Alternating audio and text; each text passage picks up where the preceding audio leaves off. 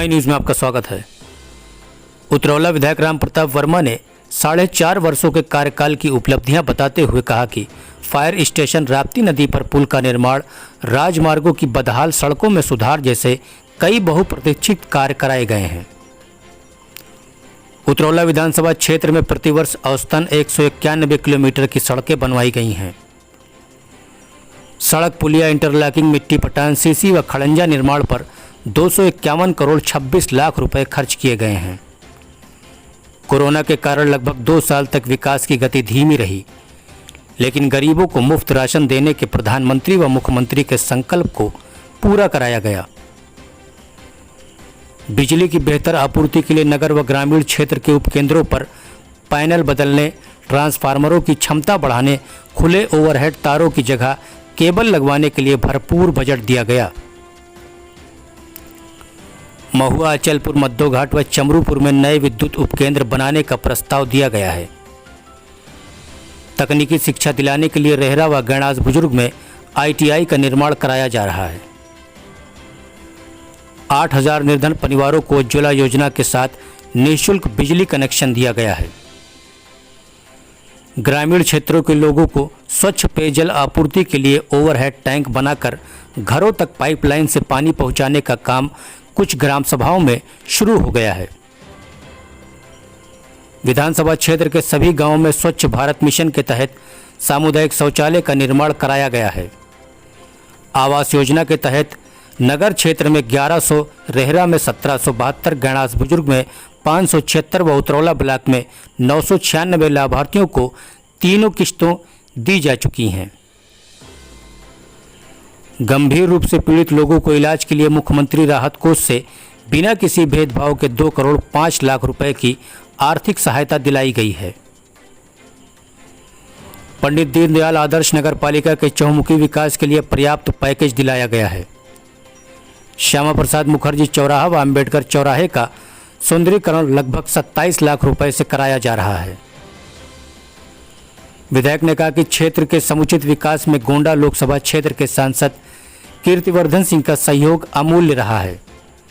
क्षेत्र की जनता ने जिस विश्वास के साथ उन्हें अपना जनप्रतिनिधि चुना है, वो उस कसौटी पर खरा उतरने का पूरा प्रयास कर रहे हैं। जनता के सहयोग, विश्वास व समर्थन जारी रहने की उम्मीद जाहिर करते हुए कहा कि केंद्र व प्रदेश की सरकार ने जिस योजनाओं को जारी किया है, वो पूरी तरह बिना भेदभाव के जारी रहेगा। इस दौरान विधानसभा प्रमुख एडवोकेट सुधीर श्रीवास्तव, ब्लॉक प्रमुख प्रतिनिधि उतरौला महिपाल चौधरी, अल्पसंख्यक प्रकोष्ठ के सईद शेख, कृष्ण कुमार गुप्ता, आनंद त्रिपाठी दद्दन, हर्षित जायसवाल समेत अनेक लोग मौजूद रहे। मैं उतरौला विधानसभा से राम प्रताप वर्मा सन 2017 में चुन के आया था। आज कुछ अपने क्षेत्र के विकास के बारे में बताना चाह रहा हूँ, आप सबके सामने रखना चाह रहा हूँ। जैसे विधानसभा की सम्मानित जनता के अमूल्य सहयोग, समर्थन एवं आशीर्वाद से भारतीय जनता पार्टी के प्रत्याशी के रूप में रिकॉर्ड मतों से जीत कर अपने प्रतिनिधि के रूप में विधानसभा में हमने भेजा, आप जनता ने भेजा।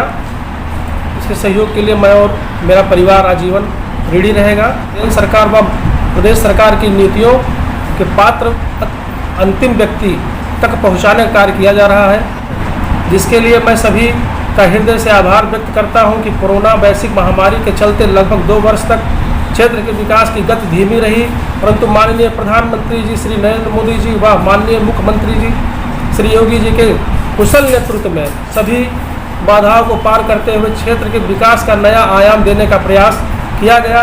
इन 4.5 वर्षों में क्षेत्र के जर्जर सड़कों की मरम्मत व निर्माण कार्य, पुलिया निर्माण कार्य, इंटरलॉकिंग, खड़ंजा, सोलिंग व मिट्टी पटान सहित बिजली, PM आवास योजना, PM गरीब खादान योजना के सफल संचालन, चिकित्सा सहायता, ITI का निर्माण तथा अधूरे पड़े पिपरा घाट पुल का निर्माण, राप्ती नदी के कटान से रोकने के लिए अतिरिक्त कार्य, उज्ज्वला योजना के अंतर्गत निःशुल्क गैस कनेक्शन, ग्रामीण क्षेत्रों में शौचालय का निर्माण लक्ष्य के अनुरूप कराया गया है। किसानों को किसान सम्मान निधि दिलाया गया है। 291 करोड़ का कार्य कराया गया है। इसमें निर्माण है और मरम्मत कार्य है, जिसकी कुल लागत बता दी। क्षेत्र में प्रत्येक वर्ष औसतन 191 किलोमीटर सड़क का निर्माण वह मरम्मत कार्य कराया गया है। विधायक निधि से 366 लाख त्वरित आर्थिक विकास योजना के 499 लाख व ग्राम विकास अभिकरण से 125 लाख रुपए सड़क पुलिया इंटरलॉकिंग खड़ंजा हाथ पर खर्च किया गया है।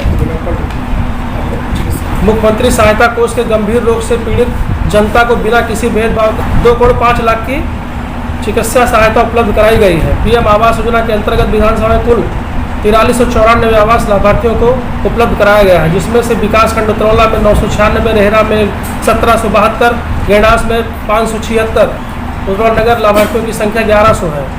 लोगों को तकनीकी शिक्षा दिलाने के लिए विधानसभा क्षेत्र में 2 ITI रेहरा ब्लॉक गेंडास ब्लॉक का निर्माण कराया जा रहा है। बिजली की निर्बाध आपूर्ति की जा रही है।